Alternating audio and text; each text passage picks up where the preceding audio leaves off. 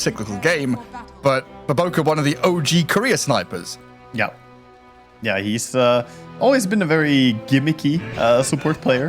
Yeah, the Monkey Kings, the Rickies, the random supports that you didn't expect. And courier sniping is quite common for support Rickies, as the Trickster trade is very good at killing the couriers. There's some smiles for Insania there as he's got his Jakiro. Zeal on his Terrorblade. Wandering down into the river, but Liquid currently setting up by his Ancients. The Yakult bros. I'm going to hold the left side of the map here. Doesn't mean Liquid get the freedom to place down these early observer wards. One up on that high ground, and one over to the right-hand side of watching Bounty Rune and maybe the transition from lane. And of course, if there's any lane dragging, that ward's going to see it happening. Yep. Always good to have something keeping tabs on that. Looks like for now, Yakult are just going for the top 2 rune play. Liquid thinking about getting more. At least staring at it a bit with their darks here, but he is under a ward. El Saberlito. Saberlito. Until he can change his name again, which is not anytime soon. That's unfortunate. At least he's not changed his name to something like really stupid. Yeah, you and I were talking to him in the little interview there, and he said it was an accident. I didn't know that it had to be like that now. Yeah, well, he did it for Lima to be funny. Yeah, he was able to change it afterwards. Yeah, he thought you'd still change it, but nope. No, this is you now. This is your true identity. And Darkseer with the Nyx Assassin. We'll see if they do straight on lane head up into this, or if they do some wave dragging. Interestingly enough, Baboka is up here, trying to hide in the trees. Shows his positioning, but a 3-man stun from Boxy. That's going to keep him alive for a little bit longer, but with a blood grenade and the hits. Baboka draws first blood, and the stun and damage with another Frost Blast and body blocks the bonus kill. Yakult bros, the tri-lane starting out in his top lane, gets them both. That is so big. Baboka, sneaky little rat sitting there. Even though they did find him, it was all too late. The slow from the Blink Strike plus the blood grenade easily gets them the kills there. What a fantastic start. Frost Blast is pretty low cooldown as well, right? You get 2 of those in the first couple of seconds. Frost Blast is amazing. It's a 4-second duration. Baboka is struggling a bit as he got down here to bottom lane. Yeah. He's knocked it up by Mikke. I mean, you said it right. He's kind of a gimmicky player. You know, he goes for the gimmick up top. It works. Comes back to normal laning, and he's like, what is this? I've got to do normal human stuff? No. No. None of that. He did at least pull the wave back so that the creep wave is now bouncing in under a tower. Means that lane is going to push eventually, and TB will find himself with some farm. Meanwhile, top lane, Saberlito has to get creative to try and get whatever he can. An already hard lane made harder by these 2 kills. Yes. Also, not to be understated, Nyx skilling up the stun level 1 is not what he wants to do. He can't go around and just get those centaur creeps and big camps. And also, Tianming already blocking the medium camp is so smart. So smart. The medium camp there, when he goes for the pull, no creep available for Nyx again. Very clever. Yeah, really shutting him down. And bottom lane, Terrorblade and Ricky getting some good damage on Insania here with a finishing touch. They take him out, but Zeal, that's a lot of damage. Out of the goo stacks, the quill sprays. Back finds the trade. It just hurts so badly. Even if you are a Terrorblade with a lot of armor to start out with, once you get up to those 4 stacks of goo stacks, it's not that easy. Cheeky little banner creep denied by Ricky. That's Baboka. Baboka? Boboka? Do you remember that video? I don't. No, there's like a meme video editor called Sam or SK, and he made a bunch of Dota videos, and one of them was just 3 minutes of casters saying Baboka. In different ways. Yeah, there's Baboka, Boboka, Baboka. I mean, that's... It's a good video. That sounds like casting overall. Everything can be said in different ways. Well, Mikke playing forward again. Insania comes out of the tree line onto Zeal with a lot of magic damage now as well. This Jakiro brings it, and Zeal about to die twice in quick succession, while Baboka offers nothing in return, has to run back to tower and might still die himself until that wand comes in. Meanwhile, Dark's here, pretty low, but turns around. Onto Tianming with Boxy here. The Iron Shells taking out the Lich, and a stun to hold back the Dragonite means Saberlight survives as well. Lane recovered. They have the big creep wave. That's the advantage of having Iron Shell. Even though the heroes were brawling each other, the Iron Shell just passively cleared out all the creeps that they had on Yakult Brothers. And then the fight becomes easier and easier as the time went on there for Liquid. Then Saberlight goes along to drag this wave around. Salve is going to come out and courier shortly. We've been looking at these side lanes quite a lot, but mid lane, a bit of action onto Nisha as Baboka and Emo try to get on top of this Earthshaker, but maybe a little too deep now as Boxy rotates in and secures the safety of the ES. Yeah. The Lich is chasing after Darks here. Yes, raindrops though, should be completely fine. His courier, maybe not so much. Oh, gonna be out in time. Where are we? Yeah, we're on a what journey. lane is this?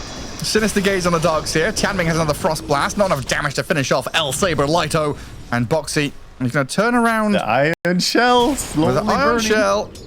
Does he have any mangoes or anything? Could Boxy chuck a stun? No, but No. he's going to have to turn around. At least kills the creeps. And then he's in position to stack. Yeah.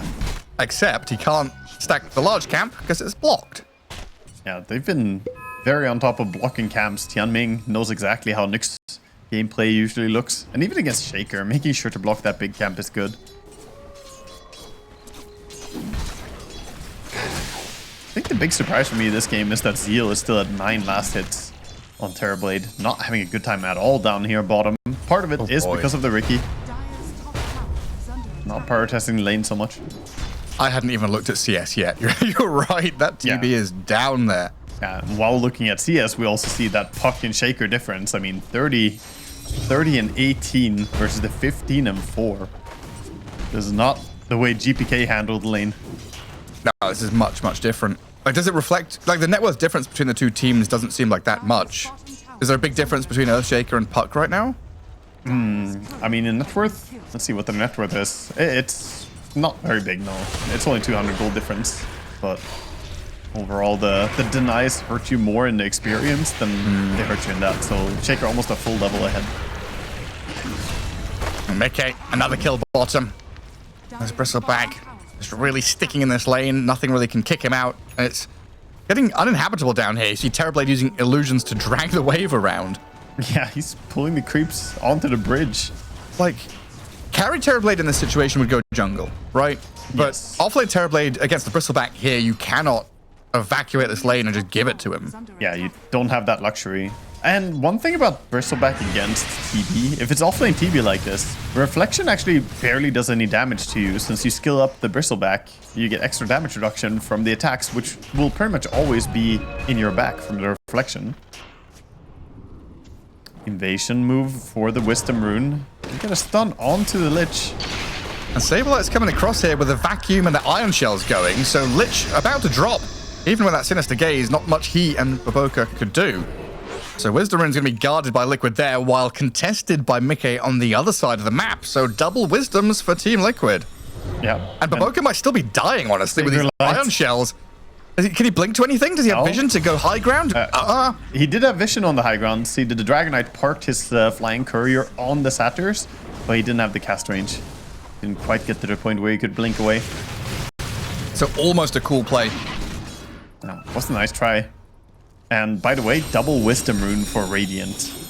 He got the bottom one using the Bristleback to invade. Or got the dire one, I should say. Yeah, and then Zeal has to TP back because he nearly died in his bottom lane again. It's starting to look rough for the Yakult bros. And not to be understated, the pushing damage as well. Like, Bristleback is about to take this tower very, very early. And that opens up the map in a great way for them. Yeah, like, usually you have the... Oh, we saw a long period where Bristleback was moved from carry to offlane because he had kind of easier access to the stacks and the Ancients on the safe side of the map. Hang on a second, mid lane, a stun from Boxy, he clips onto the park, and Nisha with the Echo Slam going to take him down. Lich and TB from the high ground trying to rain damage in onto him, but Liquid have brought the numbers to take all three. 2 cores and a support. Liquid are just finding beautiful ganks here. And Puck getting shut down. Already struggling in the CS department, now losing that fight as well. We see the chain stun, right? When one stun lands, the rest will follow. I think he was focused a little bit too much there, trying to be ready for the Shaker, but in came the Vendetta Nyx. I just don't expect that. But yeah, this is my point, right? Mickey playing a carry and now having access to enemy ancients is so good. You're stealing this away from the TB DK, but getting it for your bristleback while also having the opportunity for Darkseer to farm the safe side. Oh yeah, I mean, this is fantastic. Ancients do have the most resources in Dota, so you want to try and farm as many of them as possible. And right now they're already tapping into that very early in the game. Then Earthshaker's 1,000 from Blink. Means a little more time to get there. So full Armlet is coming out for the Dragon Knight at least. He's going for the farming build, not going for a Mage Slayer that we've seen some teams go for. I wonder if this is the correct choice in this game. Like going for the greedy Armlet build, especially as Armlet toggling against the Iron Shell is practically impossible. And the cruel sprays and stuff like that. Yeah. And Mage Slayer would have been really strong against Bristleback, against, you know, a lot of these heroes. Because even if Bristleback is physical damage, if you hit him, he gets the minus damage, of course, from the Mage Slayer.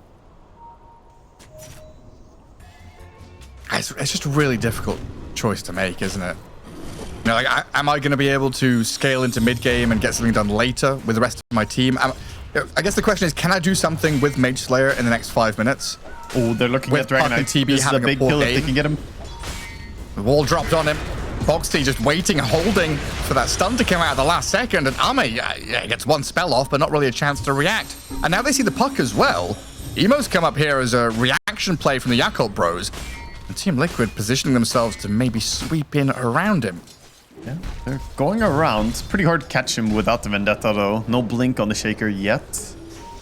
So it looks more like they're just going to push, but the Bristleback is hanging around the area, so tier 1 tower should be going down. Mickey waited with showing himself, but now going to go and join. I think this is the last time I ever want to see TBDK on the same team. Yeah, I mean, I'm telling you, dude, I'm not a fan of these hyper inactive drafts. Dragon Knight with the farming build of Armlet, no Mage Slayer, and then a TB off lane. Like, this, like, Emo must be thinking, what must I do? I'm waiting for DK, I'm waiting for TB. My Riki he's a Riki. And as a puck playing with Lich, that's it. And he had to lane against the Shaker, you know, like, it's fine to say that, oh, our mid is going to be the active hero, but if he gets hard countered by a counter pick, then exactly, it's not going to make his life any easier. Yeah, we're going to have, what, 11.5-minute blink here from the Earthshaker on top of treads and all the little bits and bobs he's got.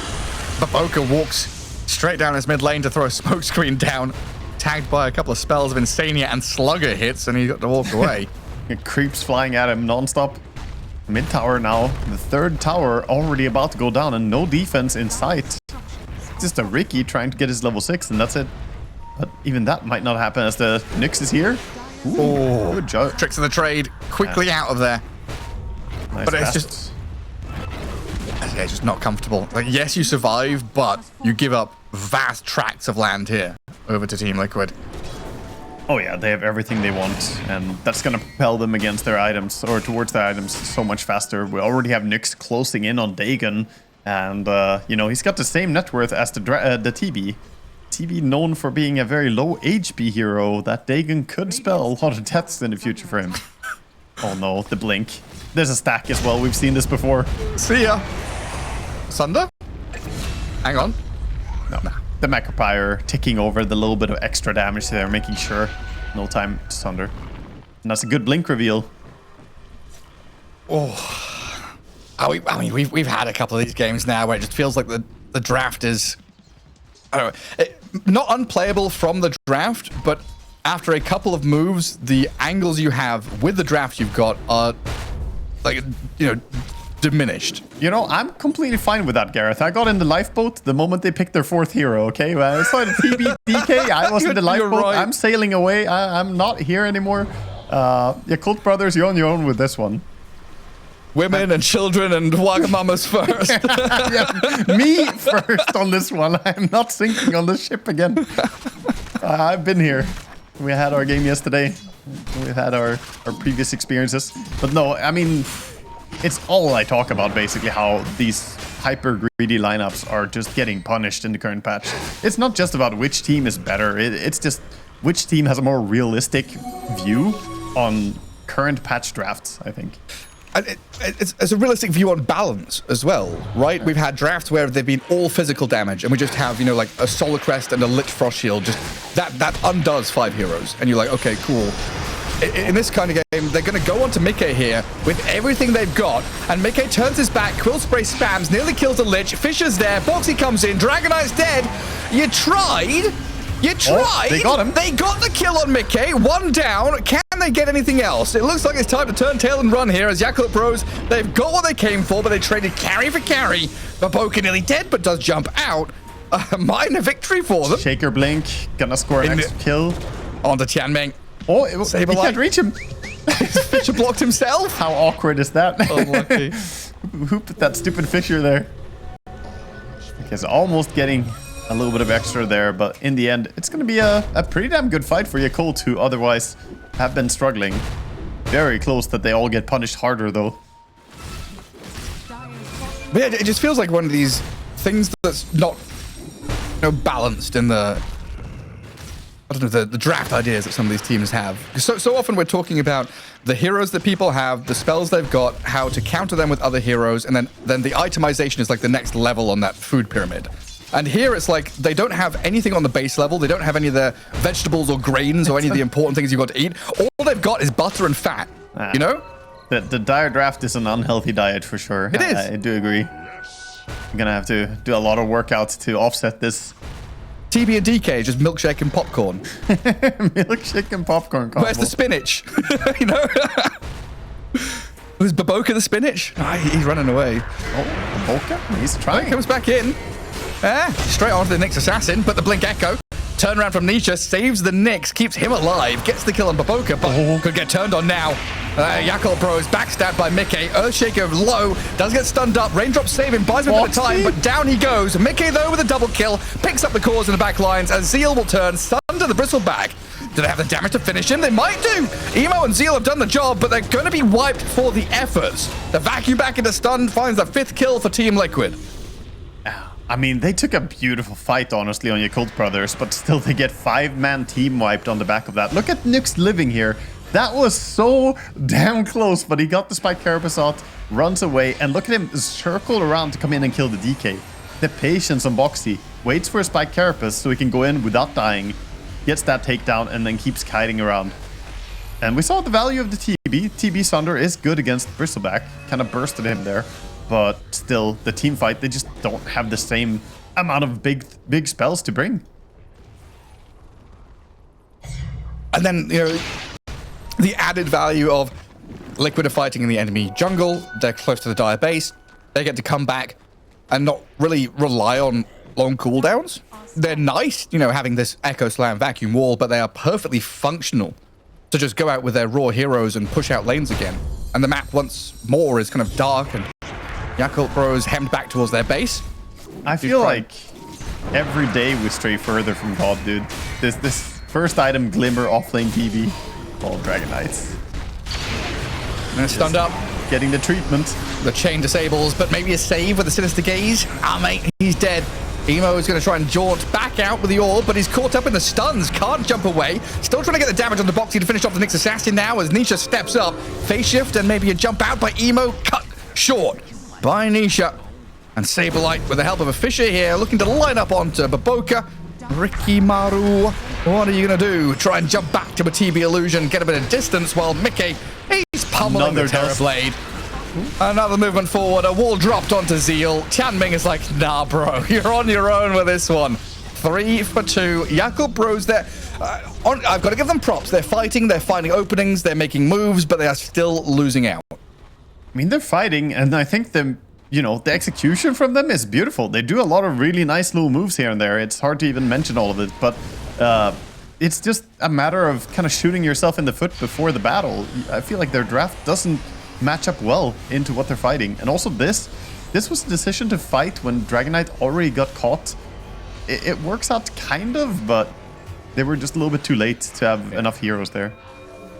And then, like you said, right, there's armlet on DK, kind of a natural item in a vacuum for him to be buying, has been his key item in recent history, but against, what, Bristleback, Darkseer, and then Macropyre, another one. A lot of this damage over time. Oh, look at Nyx, back in live.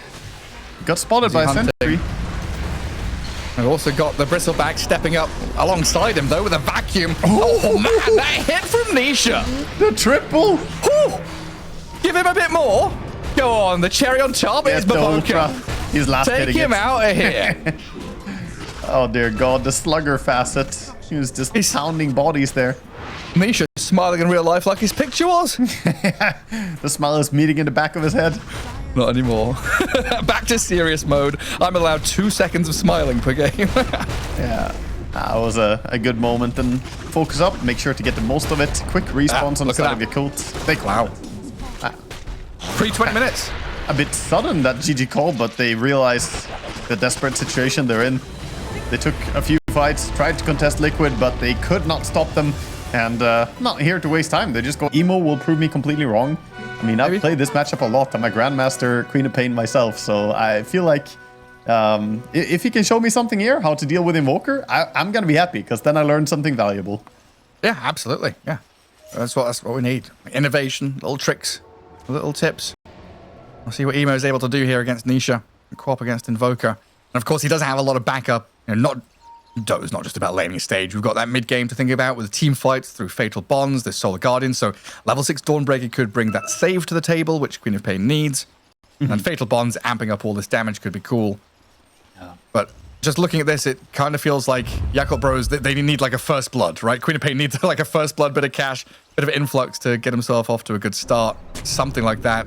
Hell, I would imagine Liquid is saying, hey, don't get first blooded, or they're going to do something wild like tri-laning level 1 like they did game 1. I mean, Team Liquid are going for a late smoke, so they're the ones looking for the first blood right now. Grouping up as 5, and Queen of Pain might get forced to skill Blink if she runs into them, which is not the worst thing ever, but for now, smoke not breaking, just barely out of their break range.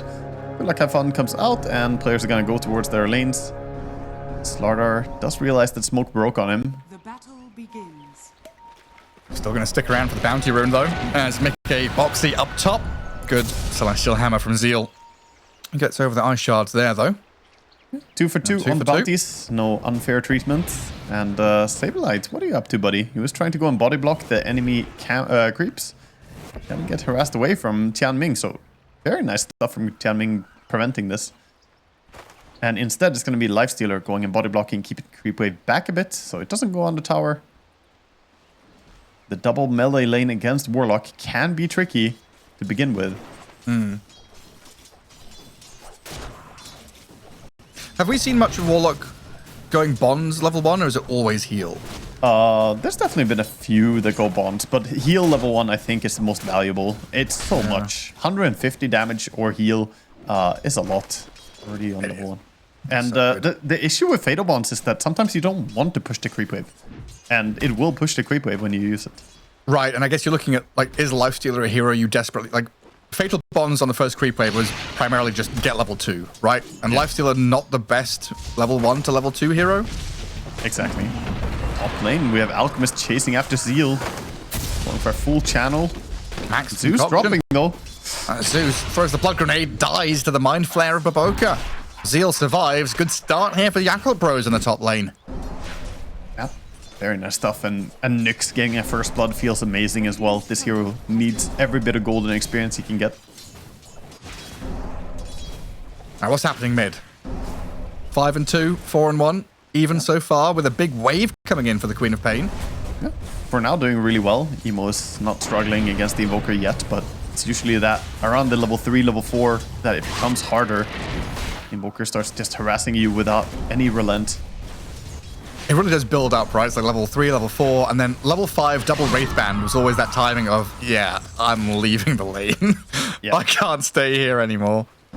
Yeah, the harassment, you know, it's okay at first, but the cold snap heals the Invoker so much as well. Eventually you struggle. Baboka just gonna die. And Tianming bottom as well. Did get the Fatal Bonds down onto Saberlight and Boxy, but Arme's Lifestealer is not really a bursty hero. Can't utilize it all that well.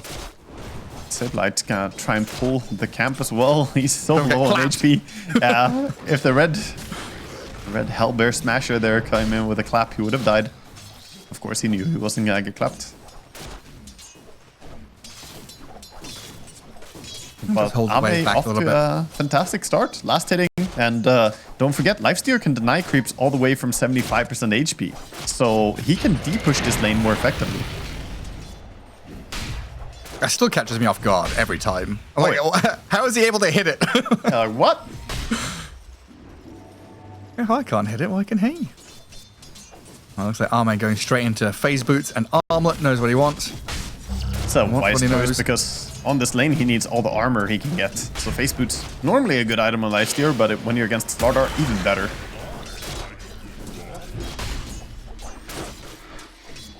And is Boxy going to start dragging these waves now? He's trying. He's definitely trying to, but look at Tianming. He can just attack the creep camp here once, and that should aggro the creeps. Actually, only got the range creep. No, never mind. The creeps are, again, shooting the melee creeps, making it annoying for Sableye. Melee creeps are like, where do you want me to go? Yeah. Being attacked by everyone. I don't know what to do. I mean, That's Alchemist right at the nasty. top of the last hits, 30 and 2 having a great time, but Yakult Bros across all 3 lanes looking pretty damn good so far. Yeah, they're off to a good amount of farm on everyone, and in particular, the Invoker has not started really bullying the Queen yet. Mickey, though.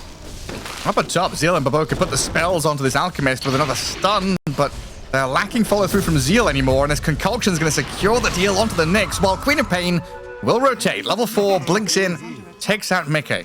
That has to be the freest kill I've ever seen for a Queen of Pain TPing in. It's like 1 HP Alchemist standing on the lane.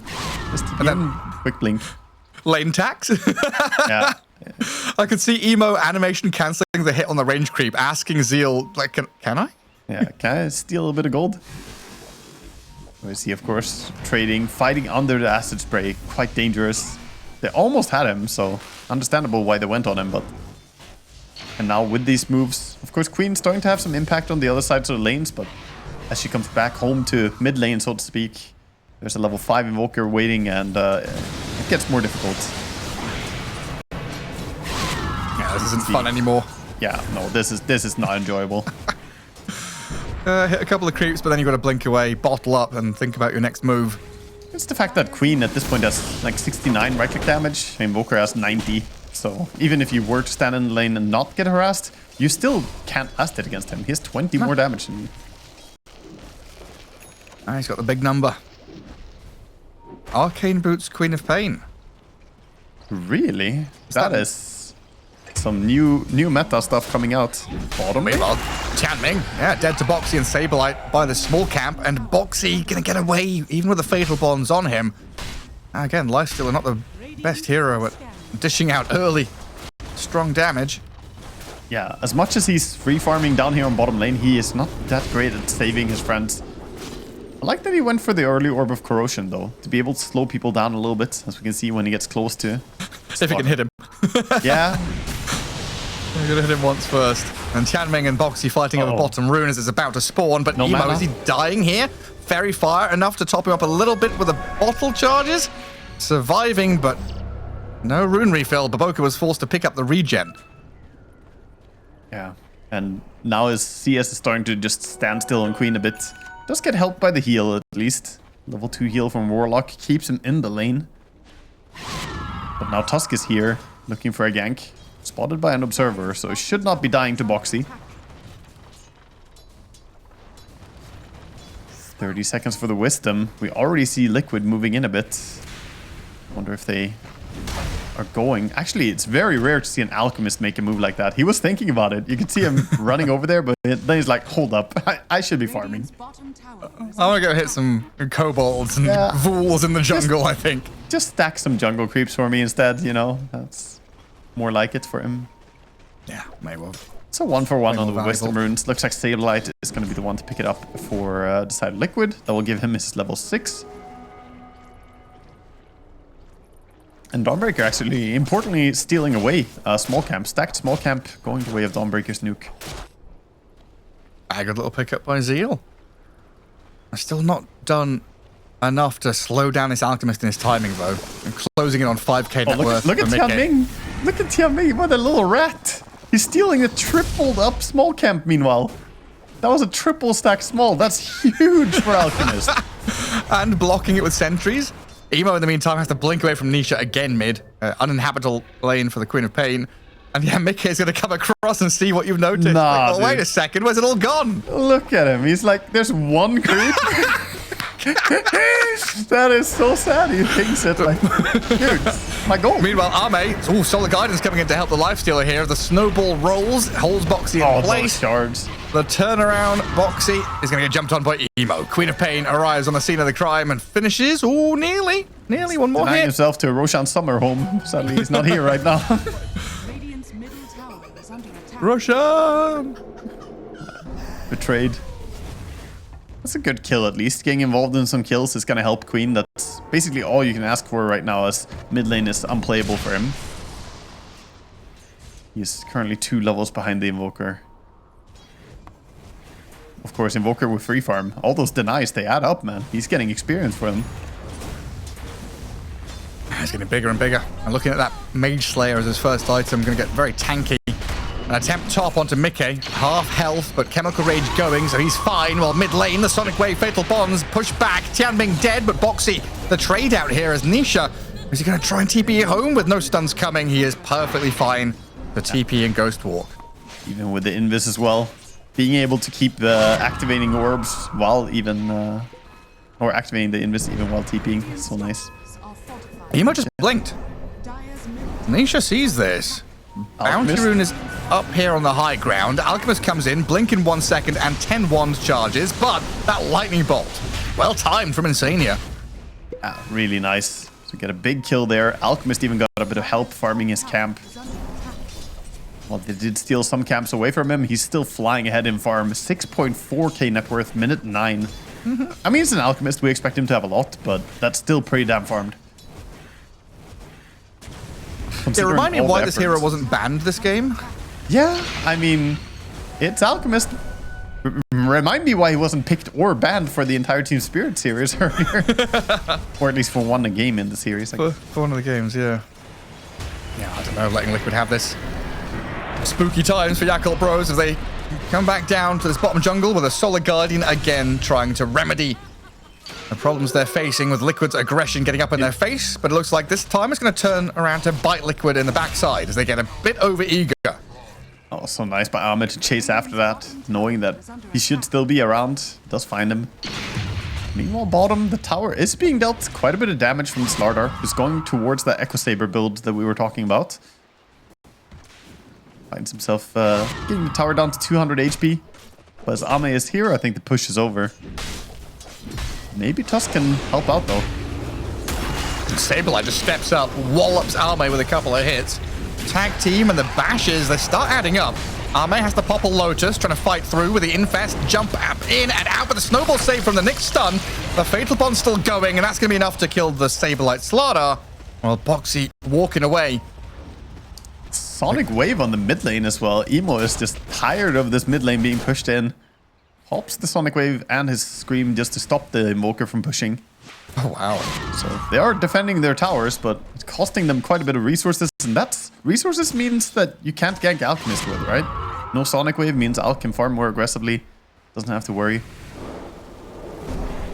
And honestly, it's been a while since I've seen Alchemist, you know? It's been permanently banned. Yeah. Same build as usual, right? This Radiance, Blink, BKB kind of deal. Yeah, Radiance is already online. It's coming. It's on the courier. 11:30 is looking like his timing, so fantastic. And I think Sanjasha is the big thing that you're maybe wanted to get earlier. He already queued it up now. So looks like second item, Sanjasha, maybe then Blink, maybe then back for BKB. Something like that. Sounds really strong. So this is going to be... SNY has been like moved up in priority a lot the last few months. Boxy some good shards again mid. Saves him from the move out of the Yakult Bros. So that means it's going to be a little bit slower than... Like we saw that Radiance Blink build for a while, right? Where you got active. He's surrounded. Is he fine? Sableye and Boxy. They're on him with a Cold Snap and another bash. Sunstrike coming. Thunder God's Wrath. The damage is good. And Tianming is the bonus on top. He died right on the doorstep to his Uber. It's unfortunate, man. The Warlock was like, it's fine, you can infest me. I don't know how it would have continued, though. Warlock isn't really the best getaway car.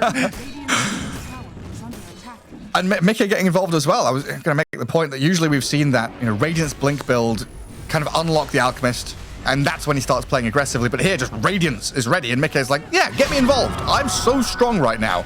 And up top, they're going to continue this. Nisha, Insania, onto Zeal. Emo cannot offer an ounce of help. So the Dawnbreaker's dead, and the Queen of Pain blinking away. Radiant's bottom tower Yeah, is Queen of under Pain attack. not able to stand toe-to-toe to this, and they're starting to lose a lot of ground. Mid tower already compromised, bottom tower has fallen, now Alchemist inhabiting this nice free farm area. And remember what I said about their Roche capabilities? They could think about that pretty early in this game.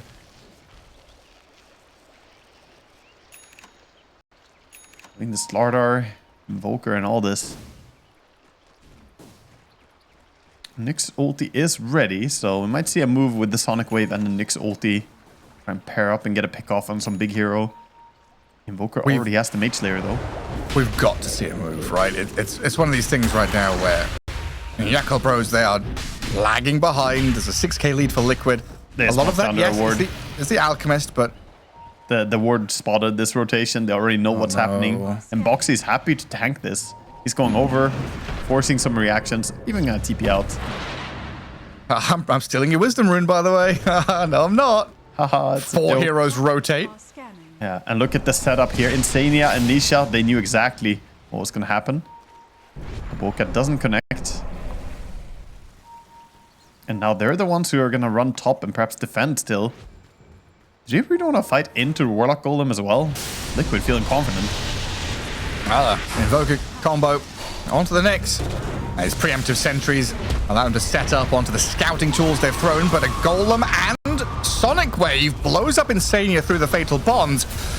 Now you've spent all your spells though. Solar Guardian's going to come in to try and heal up Emo and Arme as they fight back in towards Mickey. There's no Chemical Rage for 4 seconds now. They've found an opening to kill the Alchemist. He's dead. Yakult Bros, it looked like they spent too much too quickly, but they found a window with Mickey being weak. Sableye trying to battle back alongside Boxy here, but the Yakult Bros, Arme leading the charge with Emo behind. Tornado's going to catch them. Oh, that means the crush misses though. Boxy turns with a punch. Arme still standing strong. Munches down on the Tusk. Sableye dead. And Team Liquid, the ones who thought they were going to be able to hold that high ground and fight back into them, get turned on quickly. They were confident going into that fight. They got a nice pick off on the Nyx, but still that danger of fighting into Warlock Golem this early in the game. And they got a really nice connection. Fatal Bonds landing before the Sonic Wave as well, allowing them to do so much damage. The Zeus just disappeared instantly, but also bursting down the rest. And Alchemist kind of misreading the situation there, going toe-to-toe against Lifestealer and just dropping. A nice big swing for the Yakult Bros there. Yeah. I'll say it starts off with this Nyx Assassin kill. Yeah, but this is where they stack up a bit too much. Warlock in such good position to punish this. And Golem, of course, just sticking around. And Chemical Rage here must be 10 seconds off cooldown. Yeah, no Chemical Rage for the fight. And the Infest plus Dawnbreaker ulti, some really good saves onto the Queen of Pain. There's continuation. Sableye and Boxy.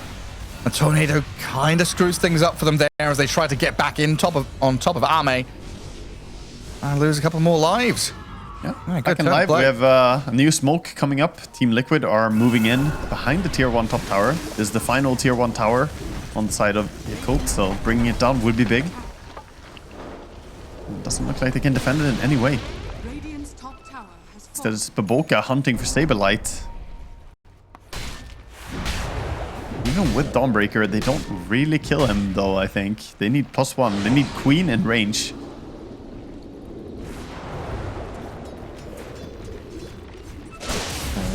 Oh, they see the Nyx That's now. awkward. I like Saberlight barely even reacting to that. He's like, yeah, you're standing right there, as I expected. I'm going to keep farming. He knew exactly what was going on. He wasn't surprised. I'm just thinking here, like 4-5k lead for Liquid is literally the Alchemist lead over the Lifestealer right now. Is this technically a close game? It is. It is a pretty close game. I do still favor Liquid a little bit with how the game is playing out, but I mean, this is definitely a very competitive game. The Radiance timing on Lifestealer is going to be the big impact. Once he gets that, he's at 2.8k gold, went armlet first, so he needs to farm for a little while longer. But in 2,000 gold or so, he's going to have his Radiance, and then we'll see how much tempo they can bring. But here is one of those bigger timings for the Alchemist. Blink being delivered. So another way to gap close, get in on top of this. Some of these squishy heroes like Queen of Pain who can maybe escape, or the Warlock before he gets his bonds out. Yeah. And another smoke from Liquid looking for that surprise jump. Channeling Or it. is it just the Lifestealer mid? Can they get Here it him goes. before he reacts? The Chemical Rage jump concoction. Solar Guardian's not enough to save him. He's going to land in here with a Chaotic Offering, though, and a Sonic Wave. Mickey nearly dead, gets cleared out by Zeal and Baboka. Now Invoker and Zeus unable to follow through and get any more. So Yakult Bros, another trade where Lifestealer for the Alchemist plus a bonus task. Yeah, really good stuff. The counter gank. I mean, unfortunately, they couldn't save him there. The Lifestealer just got targeted a little bit too hard, but they get some really nice kills, and this is what their lineup needs. They thrive on kills. They don't really outfarm Team Liquid, but they get to counter initiate like this. They were close enough with Warlock. That was the important thing. Again, the Golem. And this gives them their timing. They have Dagon on Nyx, Dagon on Queen of Pain, and Queen actually not too far away from a full Shivas. She needs 1,400 more gold than she will have it. Under attack. Warlock really is one of those backline fog heroes like Oracle that you've got to find and deal with first, right? Oh yeah. At least in the, well, early game. He's kind of different in the sense that early game, the Golem is insanely impactful, and later on, it's more manageable. You get stunned for a little while, you can survive that, you can tank that. And the Golem also is easier to kill. But this early on, I mean, he's a menace. And I guess early on, nobody has dispels or BKBs. Fatal Bonds. Later on, you've got ways to deal with Fatal Bonds, yeah. Dire's middle Very tower true. is under attack. On side of Liquid, by the way, in the game, they now have double Blink Dagger, and Tusk is just about to buy his Blink Dagger as well, so triple Blink timing is coming online. This will allow them to make much more aggressive moves. Because what they were missing last fight when they bursted the Lifestealer was that they didn't have Slaughter, so it could have been even faster. They're pinging Roche now. Roche is going to move down bottom, so they're going to try and take him immediately as he relocates. I doubt that we will see any fight for that. Yakult, without Golem, I mean, they're not looking to fight. They do see Liquid, though, with the break of dawn. Yeah, it's one of those where you know what's happening, but you can't really stop it. They might smoke up, honestly, but I doubt that they're going to go over there. They don't have Radiance as well, so they're just off timings. And Dawn is top, Quap is mid. The rest of them going to try and farm out that bottom jungle while Liquid take the Roche. So yet again, see Liquid hitting their stride here. Another couple of big items you mentioned, plus the Aegis. So Mickey going to be pretty bold with his next couple of moves. And Liquid immediately threw that Twin Gate to head top. Reclaim another one of these lanes, push it back out across the river. And set up to get that stranglehold on the map. I think this Radiance for Lifestealer is a massive timing in this game, though. He has it delivered now against triple Blink and against a very right-click oriented lineup. That Mischance is going to do a lot of work. I think that Yakult Brothers, with their new Warlock ulti ready, could go and look for fights. They lose their own wisdom, but they did steal one with Nyx Assassin as well.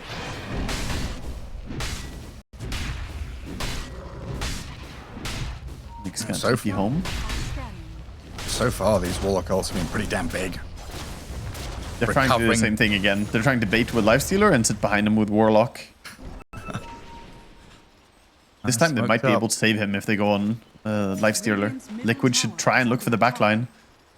Liquid are 5 heroes all smoked up. Smoke breaks, Slaughter jumps. They're going to catch. Mickey moves in. Lifestealer very tanky, though. Now the turn with the bonds and the rock dropped. Mickey force-staffed out. He's breaking free. Bonds were dispelled, so he's got a bit of distance, but the Aegis is still claimed, while Saberlight is dead. On the left side of the fight is found by the Yakult Bros as Mickey comes out with no Chemical Rage, chain stunned up, and the catch on the Tusk. No snowball save from Boxes. He attempted to jump in, but now he's given his life over. And 3 deaths there from Liquid, securing a massive Team 5 victory, like you said, around this Lifestealer dangling himself in front of them and baiting them in. Yeah, there's actually no way they kill the Lifestealer like that anymore. Not only the evasion from the Radiance, but also the mischance from the 60% 60% evasion rather from the Aghanim Scepter Dawnbreaker. Oh, you're Her right. ulti is just way too strong right now, and they need to go on someone else. That's twice now that they've gone on Lifestealer and gotten punished for it, and they need to find Queen, they need to find Dawnbreaker, or Warlock. I mean, even just getting a Nyx pick off is good, but it's not the most important. Anyone but the Lifestealer, basically. Basically anyone but him, yeah. He can still be kited, he can still be ignored for quite a while, but these failed attempts have really cost them. All their gold lead is now gone, and in general, when you have Alchemist, you want to be ahead by like a good 5,000-10,000 gold to feel comfortable.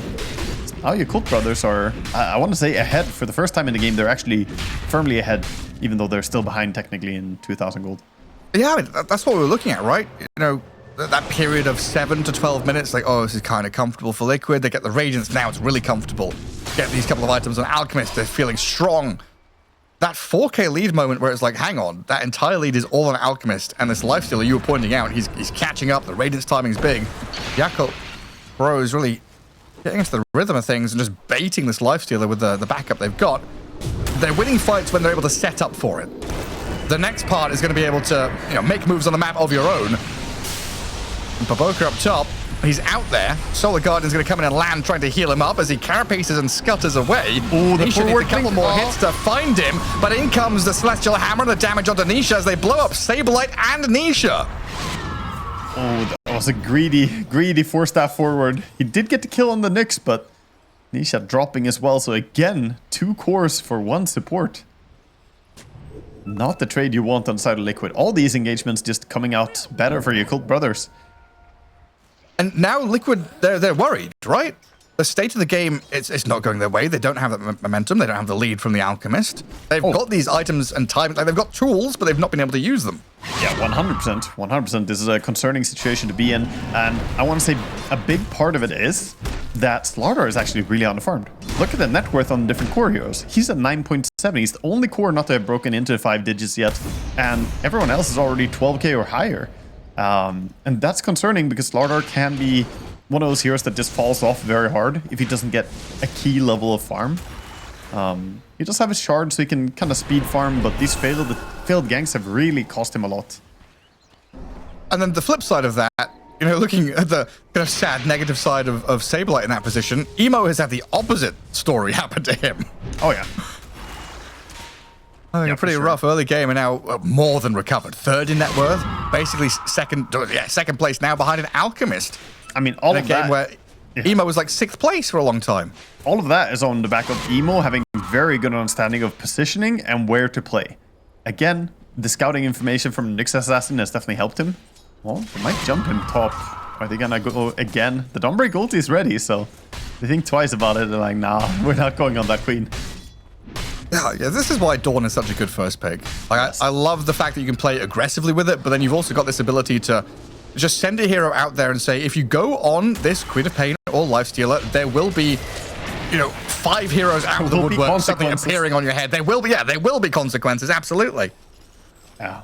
And that takes away so much, because that's Boxy's gameplay right now. He wants to go around blink and gank people, but he can't. And, you know, for all the good that Zeus does with his ulti being globally there for ganks, he can't really gank anything right now. Baboka? Baboka? Spotted. Baboka? Baboka. Oh! Baboka? Oh. Baboka. Baboka. Baboka. Yeah.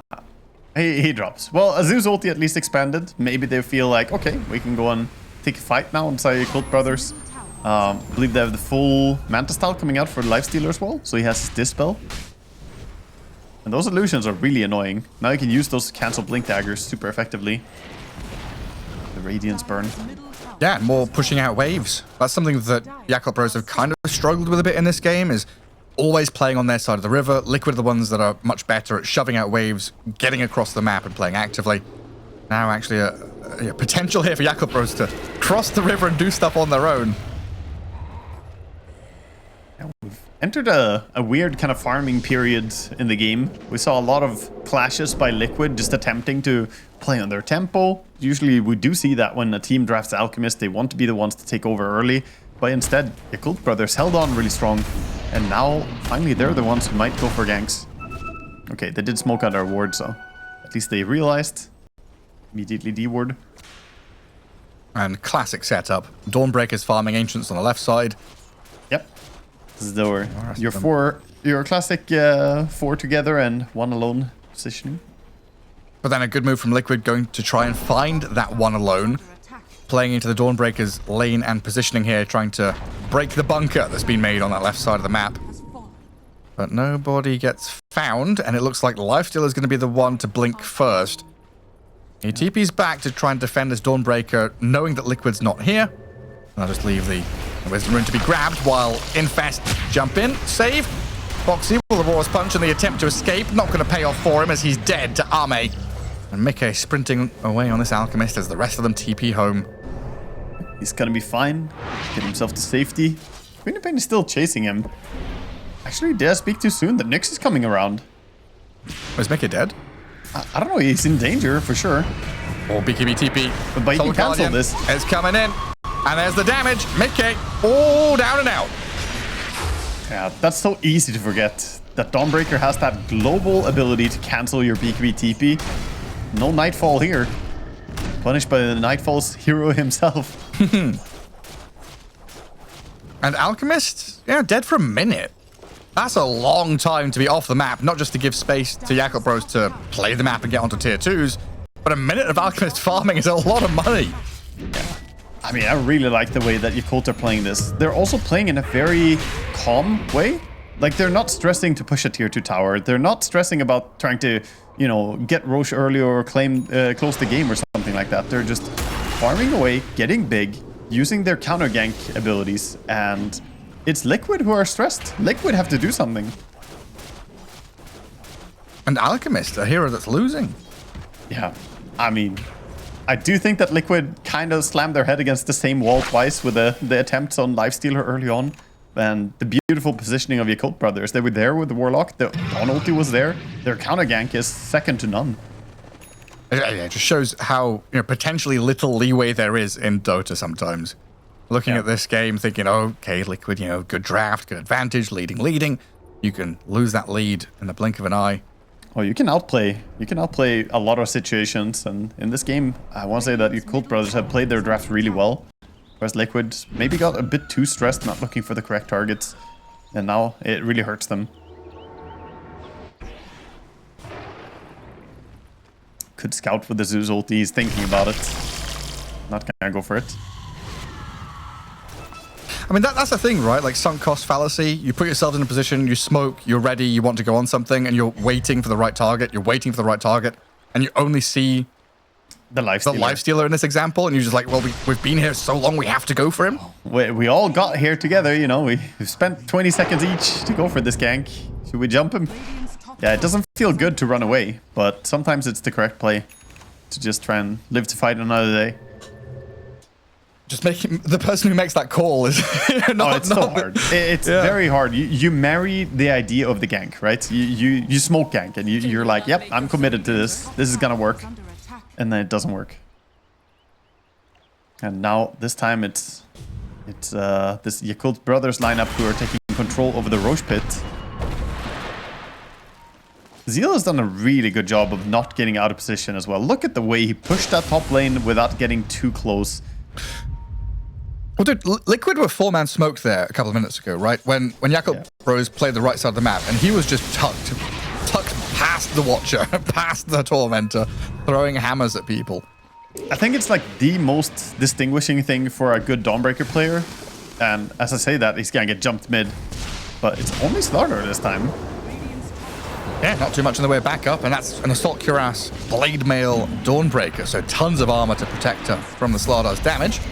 Boxy trying to come in here. Starbreaker, a bit of protection as Boxy and Saberlight try to dive tier 3s, but now in comes Emo with the Solar Guardian landing, Queen of Pain and Lifestealer arriving. Boxy absolutely dead. And no way out. Some nice little layers there, trying to get away. Gets Dawnbreaker ulti, Yule Scepters to try and dodge the Dawnbreaker ulti. But ultimately, he's gonna go down. I suppose you could draw it down to space created by Tusk, but now bottom, still the focal point, this Roshan. Infest bomb on Queen of Pain, ready to jump anyone. Zeus carapaced and killed immediately. Snapping into action, Insania and Baboka both falling very fast here at the start of the fight, but it's Liquid who have to run and hide. Sonic Wave on the Stabilite, he's BKB'd and trying to run as the golem's dropped under Mickey's head. The Alchemist also turning tail to dip away, but Emo keeps giving chase with Arme, forcing Liquid all the way back to their side of the map. Well, Liquid jump in again, but a man to dodge out of the concoction. And again, Arme is ready to force Liquid back to their base. It is going to be Liquid who back out, need to heal up, no HP on their starter. This means Roche is going to start getting taken down by Yakult brothers. Liquid is still running there, but don't know if they can get any form of contest going. Could scout it with a Sunstrike, but they don't really have everyone there. Tornado attempt. Yeah, they're moving forward with a couple of heroes here, but it looks like just to kind of push the wave, get a bit of position. They got the last hit. Big. Oh, they did? Yeah. Insane, yeah, with a cute little play to steal the last hit with the Nimbus. I was like, how did Lifesteal snatch it when he killed? Oh, he didn't. He didn't kill it, did he? Yeah, easy snatch. Still a Lifestealer with an Aegis, though. It is. He's definitely concerning. Now, Liquid, while they've been struggling a lot, they are still holding on to that minor gold lead. And they're building quite a bit of farm on some heroes. Like Invoker's 20,000 net worth right now. And going towards a Hex, I think a great itemization choice in this game. You need to have that chain stun. You need ways to lock down the Queen of Pain, the Lifestealer. And against Dawnbreaker, who still doesn't have a BKB, could be a good idea. Get better control against her.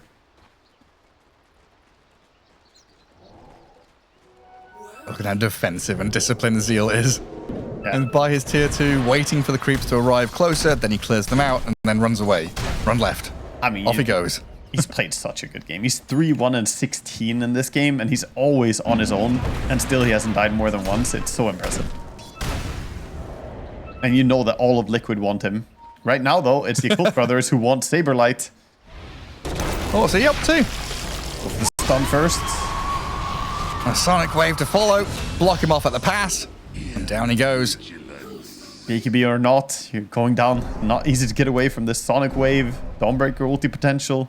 Didn't even have to use it there.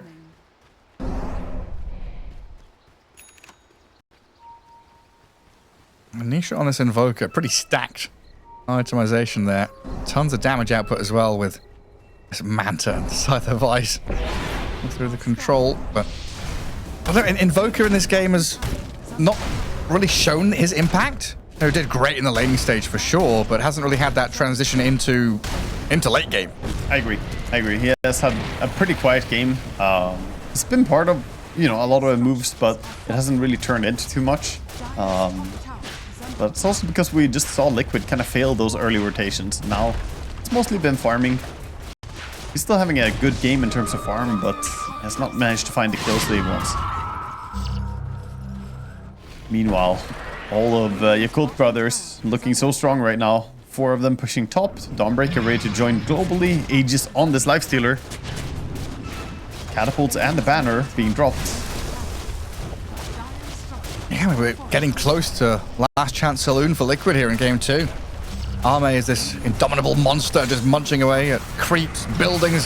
Hell, anything you put in front of him is getting eaten up. And Mickey was handed himself on a silver platter to them, dead for 90 seconds. As Liquid lose their Alchemist, that's orb. Thousands of net worth down the drain. And that Stabilite misses his stun. They blink in. Meteor dropped. Arme doesn't give a fuck. He's got Aegis. He's half HP as a Lifestealer. He's open woundsing, rushing in. Invoker has the Hurricane Pike him back. Sunstrike, a bit of chip damage onto him, but your barracks are forfeit. Infest into the Nyx and run away. Yakult Pros, they came in, got what they came for, and Liquid could not answer it while Boxy, nearly dying, does TP home successfully. Gets himself out. He's Stabilite trying for the next creep wave, but there's already a creep wave top. I don't think it matters too much. He does want to keep his tier 2 tower alive, but cannot get the wave. That Lotus Orb from Warlock. He waited until last second, threw the Lotus Orb as the Alchemist blinked in. He self-stunned, didn't pop the BKB before the jump because he just wanted to poke a reaction. But the reaction was there. It was a good reaction. The Lotus Orb destroyed the Alchemist. So freaking good. Yeah, Tianming has been playing a really good game as well. Radiant's courier has Yeah, this is one of his heroes, right? Warlock was something when he came onto the scene, it was like, oh, that's one of his signatures. And then he just never played it because it wasn't meta. I remember he picked it up in like a couple of games and it was like, oh yeah, cool, he's a Warlock player. I like him because I play Warlock too. And then I never saw him play Warlock again until today. You can see how he's kind of rubber banding towards the core heroes they need to protect all the time. If you pay attention to the minimap, you can see him kind of just gravitate towards where he needs to be. And he has a very good read on the game. Is he on a leash? Yeah. What is that what you're saying? Yeah, I mean, that's what you need. When you play Oracle or Warlock with these heroes, you need to be on a short leash. He's got that green range detector, like the XP range detector on. If an ally hero isn't within 3,000 range of me, I'm out of position. Yeah, you just set a custom rangefinder. Yeah. Well, Yakult, hunting, infested, lifestealer inside the Queen of Pain, looking for anybody, doesn't find. Well, Zeal off to the left side, going to continue just farming and waiting for that Solar Guardian play. Oh, if he knew how close they are, but nope. They're going to get out to safety, Sableye. TP's out as well. But with top lane gone already, all the attention is towards this bottom lane. Even without Aegis, this lifestealer probably feels pretty confident. He could buy an S and Y as well if he sells up his Orb of Corrosion. Can get even harder to shut down. Mikke, careful. What's he doing? Too close to this. And it's Emo, on spooky. the other hand. Emo just jumps in, stunned up. They've got the kill on the Queen of Pain here. Down goes Emo. Solar Guardian's coming in with a chaotic offering, but Liquid have found that opportunity to kill one, get numbers advantage, and maybe turn for more. But Arme is proving to be a very resilient force. Instead, they jump in to find the book, and Tianming, the supports are being slain. Zeal and Arme now kind of alone, isolated. They need backup. Buybacks coming. But this Liquid side, they're on their tails, on their heads as the Dawnbreaker is being broken down and killed. Arme, he's protected though. Emo comes back in. Sableye and Isha fall. Baboka, the buyback into kill on Insania, and Yakult Bros using their buybacks to perfections. They've got another jump here with a snowball save, buying time for Alchemist, but he's going to go too deep. Right on top of the Lifestealer. The punch buys some time for Mikke to get on top of Emo. The dieback of Queen of Pain not going to happen. Baboka instead gets the two-man stun. Sableye and Mikke. Oh, the four-staff Alchemist still going to get hounded down by the Arme Lifestealer while Emo blinks away from danger. Nisha can't finish him. And Tianming here bodyguarding Arme while he munches on Sableye. Down he goes with Boxy, still trying to fight back with Nisha and Insania. They've got a lot of damage. And Mikke has rejoined. Arme is kind of alone again. Completely stranded, and Liquid win the fight. Oh my god. What was that fight? Holy. I mean, they win the fight, but there's an asterisk to it as well. They finally win the fight, but there's still buyback on this Lifestealer. Dawnbreaker gonna respawn in time as well. Didn't have to use his. And meanwhile, there were a lot of buybacks expanded. I think, did everyone buy on the side of Dire? 4 at least? At least 4. I think All 5? everyone used it. Yeah, every single Dire hero used their buyback. Holy. It felt like Mikke died like 4 times in that fight. Yeah. I mean, Ame played that fight beautifully. So many things. The little Manta dodges. Manta dodge infested his own illusion to hide for a while and then hopped out again. Just an absolute warrior brawling through this battle. God. 15 minutes ago we were talking about how, you know, one move can tip the scales, you know, outplaying and finding this opportunity can just give you a victory. Yeah. Yakult Bros found a couple of those moments baiting the Lifestealer, but now Emo just jumps in and dies. Emo definitely hyper aggressive. I mean, his blinking and dying did set up the entire fight, which I want to say, you know, it wasn't the best. Not good or bad. It's not the best, but they did also cost all the buybacks of Liquid, and they have buybacks themselves now. Yes, you don't have buyback on Queen, but Dawn and Lifestealer have theirs, so they are the ones with the power play. At the end of the day, losing the racks, they still have the chance to end the game. So we have the buyback win condition. I mean, it is. Honestly, at this stage, having 0 buybacks or having 1 lane of racks, I honestly would rather lose a lane of racks than losing all my buybacks and have the enemy know about it. That's fair. It's a risky situation to be in now. You know when Nyx Assassin is in the game as well. With Dawnbreaker, the chance for a pick-off is so high. So Liquid have to play very safe. Wild game. I thought this was close to over, but Liquid is showing they've got fight in them yet. broke out into some crazy stuff. And we have an Aghanim's being gifted. A little bit of Christmas for the Slaughter. Got himself the buff up here so he can have tons more armor. And of course, that status res. And he can join the 20k net worth club. Yes, yeah, fixing his net. We're like, no, still the least farmed core, even after getting given 5.8k essentially to his net worth. Well, Roshan's alive. So Yakult Bros going to make their move over to the pit. For now, he is. And I think Yakult Bros are happy to just go for this, even if they don't see anyone. Let's see. The Zeus ulti to scout might deter them, though. It's a bit risky. They don't see what we see. They don't know. And mid lane is very pushed in already. Ultimately, this might give enough time for Liquid to move over, but it seems like Liquid with 0 buybacks are not wanting to risk that fight. They're gonna try and take the fight in their own base instead. But this is Aegis, Refresher, Cheese, and the banner, Gareth. The banner! Oh, the banner's not a meme anymore. The banner's real now. It's good. Yeah. I mean, it's pretty damn important right now, at least. Because that forces someone to go up and defend. And Refresher on that Warlock? Or is it Queen of Pain? I wonder. Refresher Warlock is too crazy, right? Does he take it? Queen wants the double BKB. Poor Tianming. He deserves a Refresher in this game for what he's done. He sure does. He didn't even get the banner. Absolutely robbed. Dire are scanning. That's very upsetting. Yeah. Hey, Queen, you already got the Aegis. He should just, like, kick Emo's PC so it reboots or, like, disconnects. And then, Oops. and then just, oh, how did that end up in my inventory? Yeah, unfortunate. Oh well. Can't swap it anymore. No, it's stuck now. Well, back to taking map position here. The Chinese team get across the river. 3 Liquid to defend mid and bot. minutes until the Aegis is... Or buyback, sorry. Wow, aggressive move by Saberlight, blinking forward, but... Saberlight? Emo. Evoker. Stuns up the Invoker and the Sonic Wave across the side. Dead for 2 minutes. Nisha just dies. Yeah, That's the win condition I was talking blood about, in the man. water. It absolutely is. They didn't cost them anything. They have everything ready, pretty much. I mean, Dawnbreaker, sure. Your ulti's on cooldown, but who cares? Still have Warlock ultis. Just 4 versus 6 is a rough ride for Liquid to take. Oh, it is. And they've got to give up, at the very least, mid lane and barracks here. I don't see them fighting over that. But I think tier 4s, if Yakult Bros go for that, they have to. But this kick, punch, sends Arme back towards the tier 4s. The Nimbus dropped. Arme surviving with Emo moving in. Zeal dropping low, but hammers over to the side. BKB'd up and survives, while Emo and Arme just munching on this Slaughter. Finally bring him down. Aegis claimed yes, but Mickey's in trouble. Force staff back close to the fountain. Ogre still totem to get him a bit more distance. But now Yakult Bros have planted their flag in the Liquid base. 3 dead, no buybacks, and a third lane of barracks about to die. Yeah, they're about to get this for sure. Blink out by Alchemist, but they're 2v5. Yeah, Mickey's gone. That's got to be it now.